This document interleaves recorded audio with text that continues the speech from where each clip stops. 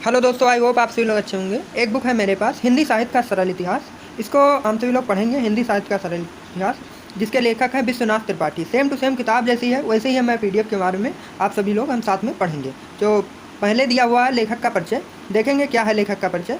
Doctor Vishwanath Tripathi Hindi भाषा और साहित्य के प्राध्यापक और आलोचक के रूप में प्रख्यात रहे हैं। आप आचार्य हजारी प्रसाद द्विवेदी के शिष्यों में एक हैं। जो विश्वनाथ त्रिपाठी जी हैं, डॉक्टर विश्वनाथ त्रिपाठी जी, वह आचार्य हजारी प्रसाद द्विवेदी के क्या थे? शिष्य थे। आपकी कृतियों में प्रारंभिक अवधि हिंदी आलोचना, लोकवादी, तुलसीदास, मीरा का काव्य, कुछ कहानियाँ, कुछ विचार आदि प्रमुख हैं। अपने आचार्य हजारी प्रसाद द्विवेदी के साथ आधममाण अब्दुल रहमान के अपभ्रंश काव्य संदेश रासक का संपादन किया।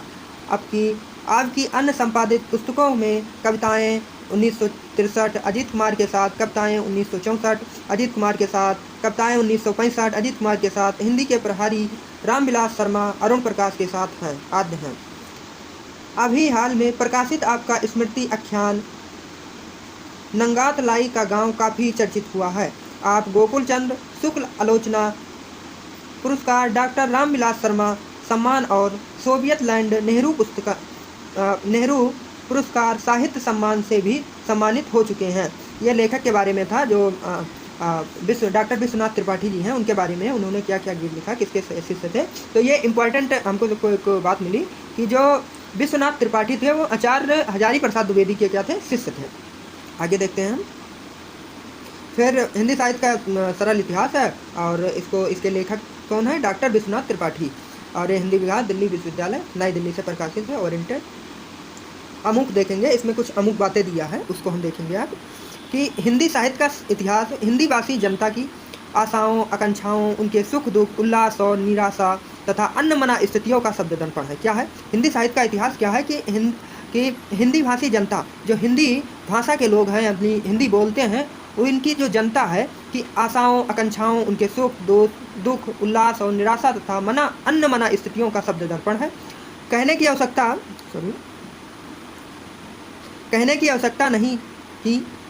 आवश्यकता नहीं कि इसका परिचय प्राप्त करना अनेक दृष्टियों से आवश्यक और उपयोगी है। इसलिए देश के विद्यार्थियों को हिंदी साहित्य के इतिहास का परिचय शिक्षा के विविध स्तरों पर अनुकूल पद्धतियों से दिया जाता है। यह काम जितना आवश्यक है उतना ही कठिन, क्योंकि हिंदी साहित्य के इतिहास के विकास की रेखा सरल और सीधी नहीं है, उसमें जटिलताएं हैं और मोड़ हैं। इस प्रकार इस पुस्तक में प्रयास किया गया है कि हिंदी साहित्य के सामान्य विद्यार्थियों को हिंदी साहित्य के इतिहास में का ऐसा सामान्य परिचय कराया जाए कि इस विषय का उसे उपयोगी ज्ञान प्राप्त हो जाए। भाषा ऐसी हो जिसे विद्यार्थी आसानी से समझ सकें और उसे विषय के निर्भीत जानकारी हो जाए। इसके साथ ही यह जानकारी ऐसे स्तर पर हो कि वह प्रारंभिक कक्षाओं से लेकर उच्च कक्षाओं की परीक्षाओं में भी अच्छे अंक प्राप्त कर सकें। विद्यार्थियों को विषय में सीधा प्रवेश मिले, उसे व्यर्थ में इधर उधर उलझना और भटकना न पड़े। साथ ही हिंदी साहित्य के महत्वपूर्ण सूत्रों, कारण संबंधों, विभिन्न कालखंडों की प्रधान और अप्रधान प्रवृत्तियों की सम्यक जानकारी मिल जाए, जिसके आधार पर वह साहित्य के विभिन्न पहलुओं पर अपनी स्पष्ट अवधारणा प्रस्तुत कर सके। आधुनिक साहित्य पर लिखते समय इस बात का विशेष ध्यान रखा गया कि हमारे समय में भारतीय और विदेशी वैचारिक प्रवृत्तियों का परिचय पाठकों को वैज्ञानिक पद्धति से मिले और वह भूमंडलीय आधुनिकता बोध से भली भांति ऐसा परिचित हो जाएं कि विभिन्न सामाजिक प्रश्नों पर मौलिक विचार करते समय उनका उपयोग कर सकें। आशा है कि इन सब बातों को ध्यान में रखकर लिखी गई हिंदी साहित्य का सरल इतिहास नामक यह पुस्तक सामान्य एवं विशिष्ट दोनों स्तरों के पाठकों के लिए उपयोगी होगी। इस पुस्तक को लिखने और तैयार करने की योजना प्रक्रिया में डॉक्टर वेद प्रकाश, श्री सीताराम शरण और श्री संजय नाथ ने उपयोगी परामर्श एवं सहयोग दिया है। धन्यवाद। जो हिंदी शब्द का प्रयोग हम विविध अर्थों में करते हैं। सुविदित है कि हिंदी भारत की राजभाषा। भारत की राजभाषा है। राज शब्द का प्रयोग भाषा के लिए बहुत अच्छा नहीं है। राज शब्द का जो प्रयोग है भाषा के लिए बहुत अच्छा नहीं है, क्योंकि भारत की कोई भाषा प्रजाभाषा नहीं है। राजभाषा का अर्थ केवल केंद्र की सरकार राजभाषा का अर्थ केवल केंद्र की सरकारी भाषा है। हिंदी भारत की संपर्क भाषा है। हिंदी क्या है? भारत की संपर्क भाषा है। हिंदी भारत की संपर्क भाषा है। इसका अर्थ यह है कि केंद्रीय सरकार और राज्य सरकारों के बीच संपर्क की भाषा है। केंद्रीय और हिंदी जो है वो संपर्क भाषा है। इसका अर्थ क्या है कि केंद्रीय सरकार और राज्य सरकारों के बीच संपर्क की भाषा है। हिंदी मूलतः हिंदी भाषी क्षेत्र अर्थात हिमाचल प्रदेश, हरियाणा, दिल्ली, उत्तरांचल, उत्तर प्रदेश, बिहार, झारखंड, मध्य प्रदेश और छत्तीसगढ़ की राजभाषा है। इन क्षेत्रों की अपनी अपनी बोलियां हैं। आदिवासियों की बोलियां तो अपना स्वतंत्र अस्तित्व रखती हैं। हिंदी क्षेत्र की प्रमुख बोलियां हैं जैसे कुमायूनी, गढ़वाली, हिमाचली, हरियाणवी, खड़ी बोली, ब्रज, अवधी, बघेली, बुंदेलखंडी और भोजपुरी। इन बोलियों की अनेक उपभाषाएं हैं। कहा जाता है कि 10 कोस पर भाषा बदल जाती है। प्रश्न है कि इस बहु बोली समूह को हम हिंदी क्यों कहते हैं, या दूसरे शब्दों में हम इन्हें हिंदी के अंतर्गत क्यों मानते हैं। ऐसा इसलिए कि इनका व्याकरणिक रूप थोड़ा बहुत भिन्नता के बावजूद समान है। इनकी शब्दावली भी अधिकांशतः समान है। इन बोलियों और उपबोलियों का व्यवहार करने वाले एक दूसरे की बोली समझ लेते हैं। सबसे महत्वपूर्ण बात यह है कि इनमें परंपरा के केंद्रोन्मुख भाषा में साहित्य रचा जाता रहा है। इस क्षेत्र में ब्रजी और अवधी दो प्रमुख विख्यात साहित्यिक भाषाएं रही हैं, जिनमें विश्व स्तरीय समृद्धि साहित्य रचा गया है। इस विशाल भाषा प्रदेश के समाचार पत्र, दूरदर्शन केंद्र, आकाशवाणी केंद्र, विश्वविद्यालयों आदि में नागरिक हिंदी का व्यवहार करते हैं, साहित्य रचते हैं, पत्र व्यवहार करते हैं तथा राजनीतिक मुद्दों पर अपने विचार व्यक्त करते हैं। परंपरा से आज तक इस प्रदेश की मानक भाषा हिंदी ही रही है। आगे हम देखेंगे विषय पर। मानक हिंदी का क्षेत्र बोलियों से कोई विरोधी नहीं है। मानक हिंदी का जो क्षेत्र है वो बोलियों से कोई विरोध नहीं है। उल्टे ये बोलियाँ हिंदी के कर्मिक विकास में सहयोग करती आई हैं। इतने बड़े भाषा क्षेत्र में कभी कभी विवाद उठना स्वाभाविक है। आज की मानक हिंदी का आधार खड़ी बोली है, जो पश्चिमी क्षेत्र की है। इस खड़ी बोली में हिंदी की अन्य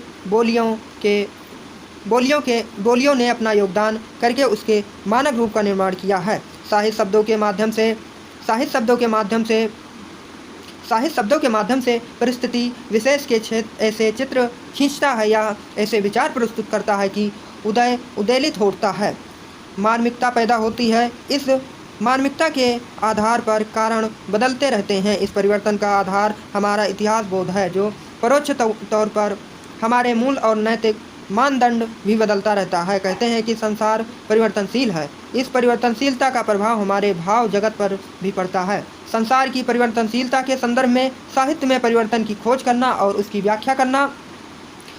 व्याख्या करना साहित्य के इतिहास का क्रम है। इतिहास क्या है? आप सभी लोग जानते हो इतिहास क्या है। अतीत में समाता जा रहा है। हम वर्तमान को देखते हैं, अतीत को हम नहीं देख पाते हैं। क्या वर्तमान को देखते हैं हम और अतीत को नहीं देख पाते हैं? लेकिन मनुष्य स्वभावतः इतिहास में भी झांकने का निरंतर प्रयास करता है। अतीत में जाते रहने की प्रक्रिया में वर्तमान अपने कुछ चिन्ह छोड़ जाते हैं। पुराने भवन, शिलालेख, धर्मपत्र, सिक्के, भाषा, साहित्य, मिथक, किंवदंतियाँ आदि ऐसी ही चीज़ें हैं। इन्हें इतिहास का अवशेष समझना चाहिए। इन्हीं अवशेषों के आधार पर इतिहासकार इतिहास का पुनर्निर्माण करते हैं। आज अशोक नहीं है किंतु उनके शिलालेख, अकबर नहीं है किंतु आईने अकबरी है। इससे जो जानकारियाँ मिलती हैं उन्हें उन्हीं के आधार पर इतिहास की रचना होती है। ये अवशेष ही इतिहास लेखन की आधारभूत सामग्रियाँ हैं। साहित्य का इतिहास भी ऐसी ही पुनर्निर्मित किया जाता है। समस्त प्राचीन साहित्य जैसे 84 वैष्णव की वार्ता, 252 वैष्णव की वार्ता, कबीर, सूर, तुलसी, जायसी, मीरा, भारतेंद्र हरिश्चंद्र आदि की रचनाएं हिंदी साहित्य के इतिहास लेखन की आधारभूत सामग्री हैं। हिंदी भाषा साहित्य के इतिहास की कुछ जानकारियों के हिंदी भाषा साहित्य के इतिहास की कुछ जानकारियों के बाद अब हम हिंदी साहित्य के इतिहास का परिचय प्राप्त करेंगे। सामान्यतः हिंदी साहित्य के इतिहास का प्रारंभ 1000 ईस्वी के आसपास से माना जाता है। हिंदी साहित्य का जो प्रारंभ है वो लगभग 1000 के ईस्वी के आसपास माना जाता है। आगे देखेंगे कि जाता है राहुल संकृत्यान सरप्पा को पुरानी हिंदी का कवि माना है। ये बहुत इंपॉर्टेंट है, वन लाइन क्वेश्चन में हर पेपर में पूछ लिया जाता है कि पुरानी हिंदी का कवि राहुल संकृत्यान ने पुरानी हिंदी का कवि किसको माना है, तो ये सरप्पा को माना है। इस दृष्टि से हिंदी साहित्य का इतिहास लगभग 2 शताब्दी पूर्व 9वीं शताब्दी से शुरू हो जाता है। सरप्पा की पुरानी हिंदी रचनाएं परिमाण में बहुत कम उपलब्ध होती हैं, इसलिए हम 1000 ईस्वी से ही हिंदी साहित्य का उद्भव मानना उचित समझते हैं। ये कौन कह रहा है? ये डॉक्टर विश्वनाथ त्रिपाठी जी कह रहे हैं कि हिंदी साहित्य का जो इतिहास है वो 1000 ईस्वी से ही हिंदी साहित्य का उद्भव मानना उचित समझते हैं। आगे देखेंगे, कहने की आवश्यकता नहीं है कि हिंदी साहित्य का प्रारंभ हिंदी भाषा में साहित्य रचना से शुरू हुआ होगा। इसलिए इतिहासकारों के सामने समस्या यह है कि वह हिंदी की अपभ्रंश पूर्व भाषा से किन विशेषताओं के आधार पर अलग पहचान स्थापित की। भाषा प्रवाह नदी जल के समान होती है, उसे हम किसी एक बिंदु से सर्वथा भिन्न या नवीन नहीं घोषित कर सकते। हमें देखना होगा कि अपभ्रंश किन भाषा प्रवृत्तियों के कारण हिंदी में रूपांतरित हुआ है। विद्वानों के अनुसार ये प्रवृत्तियाँ 3 हैं: क्षतिपूर्वक दीर्घीकरण, परसर्गों के प्रयोग की अधिकता और तस्मीकरण। अपभ्रंश के हाथ के लिए हथ शब्द चलता था। अपभ्रंश में हाथ के लिए कौन सा शब्द चलता था? हथ शब्द चलता था। हिंदी में वह हाथ हो गया, तो हट गया और हा में आकर के जुड़कर हाथ बन गया। यानी ध्वनियों में आधेयता की क्षति और आ को आ बनाकर उसकी क्षतिपूर्ति की गई। काम, काज, 7, 8 जैसे शब्द इसी प्रवृत्ति से बने हैं। यानी क्षतिपूर्व जो दीर्घीकरण प्रवृत्ति है हिंदी इतिहास में लिखने की, उसमें फिर हम देखेंगे कि संस्कृत प्राकृत में प्रसर्ग नहीं होते भी होंगे तो वह नग्न हैं। वहाँ प्रसर्गों का काम विभक्तियों से चलाया जाता है। अपभ्रंश में कहीं कहीं प्रसर्ग मिलते हैं, लेकिन हिंदी में प्रसर्गों का प्रयोग अधिक होने लगा। यह दूसरी प्रवृत्ति है जिसके कारण हिंदी अपभ्रंश से अलग हुई। ऐसों में शशि के मुख से ऐसे निकसे, चंद्रमा के मुख से मानो सर्प निकल रहे हो जैसे पंक्ति आती है। पाली, प्राकृत तथा अपभ्रंश में तत्सम शब्द ढूंढने पर भी मुश्किल से मिलते हैं। पाली में तो राजा भी लाजा होता है। पुरानी हिंदी में तत्सम शब्दों का पुनर्प्रचलन होता था। पंडित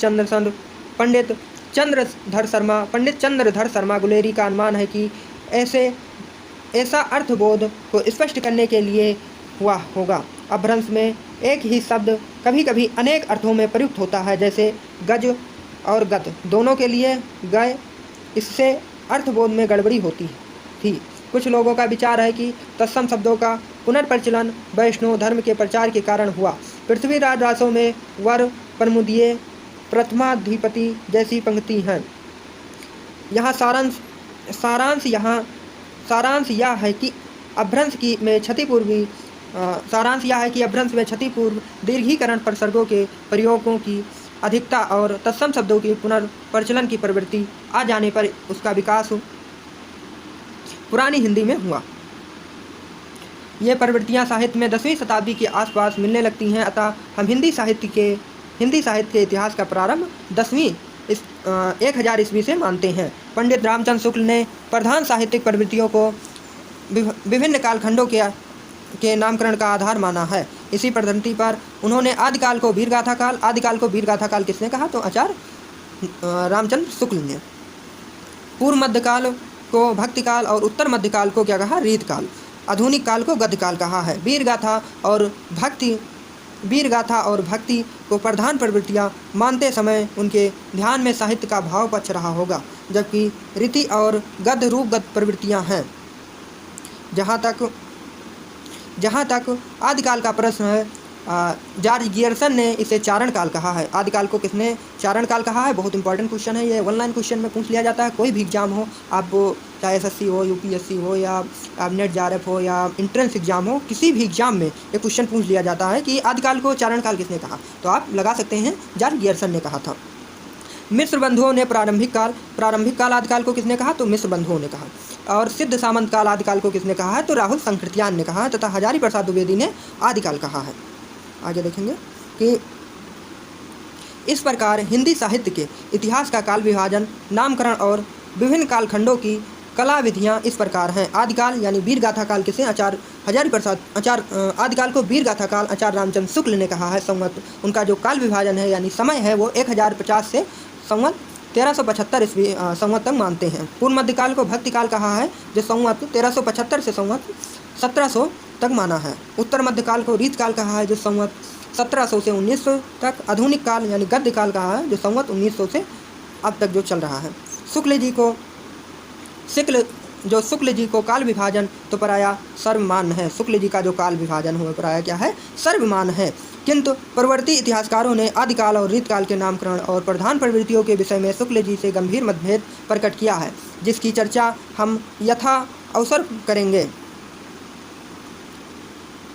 हिंदी साहित्य यद्यपि हिंदी साहित्य के इतिहास का प्रारंभ 1000 ईस्वी के आसपास से माना जाता है। हिंदी साहित्य का प्रारंभ जो है 1000 ईस्वी के आसपास माना जाता है, किंतु हिंदी साहित्य के इतिहास के प्रारंभिक काल को ठीक से समझने के लिए हमें कुछ पहले की साहित्यिक गतिविधियों का परिचय प्राप्त कर लेना चाहिए। पहले कहा जा चुका है कि इस काल में रचित अनेक अपभ्रंश रचनाओं और नाथ सिद्धों की भाषा को पंडित चंद्र शर्मा गुलेरी ने पुरानी हिंदी कहा था। वस्तुतः पुरानी हिंदी से उनका तात्पर्य परिनिष्ठित अपभ्रंश से विकसित या अभ्रोत्तर भाषा से है। सिद्धनाथों जैन मुनियों के दोहे, पद, संदेश राशक, उक्ति व्यक्ति प्रकरण, राउल बेल, प्राकृत पंगलम के अनेक छंद, हेमचंद के प्राकृत व्याकरण में संकलित अनेक दोहे पुरानी हिंदी के अंतर्गत हैं। पंडित रामचंद्र शुक्ल ने अपने इतिहास में आदिकाल को अपभ्रंश काव्य और देश भाषा काव्य में विभाजित किया है। जो इनका इतिहास है उन्होंने आदिकाल को क्या कहा है, देश भाषा काव्य में विभाजित किया है। और देश भाषा काव्य को वीर गाथा काल कहा है। इस वीर गाथा काव्य को पुरानी हिंदी के ही अंतर्गत मानना चाहिए। पुरानी हिंदी में अपभ्रंश और हिंदी की भाषाई एवं साहित्यिक प्रवृत्तियाँ घुली मिली हैं, इसलिए आदिकाल को अपभ्रंश और हिंदी का संधिकाल भी कहा जाता है। आदिकाल को क्या कहा जाता है, अपभ्रंश और संधिकाल भी कहा जाता है। हिंदी भाषा और साहित्य का स्वरूप वस्तुतः भक्ति काल में सामने आता है। हिंदी साहित्य का जो स्वरूप है वो किसमें आता है, भक्ति काल में सामने आता है। अब हम आदिकाल तथा उत्तरवर्ती कालखंडों के इतिहास का क्रमवार परिचय प्राप्त करेंगे। धन्यवाद दोस्तों आप सभी लोग का वीडियो देखने के लिए। हम इतना ही पढ़ते हैं, आगे कल पढ़ते हैं। आदिकाल से हम स्टार्ट करेंगे दूसरे वीडियो में हम सब। आई होप आप सभी लोग को वीडियो अच्छी लगी होगी। अगर वीडियो अच्छी लगी है तो आप सभी लोग को वीडियो को लाइक करें, शेयर करें, सब्सक्राइब करें। धन्यवाद। आप सभी लोग अच्छे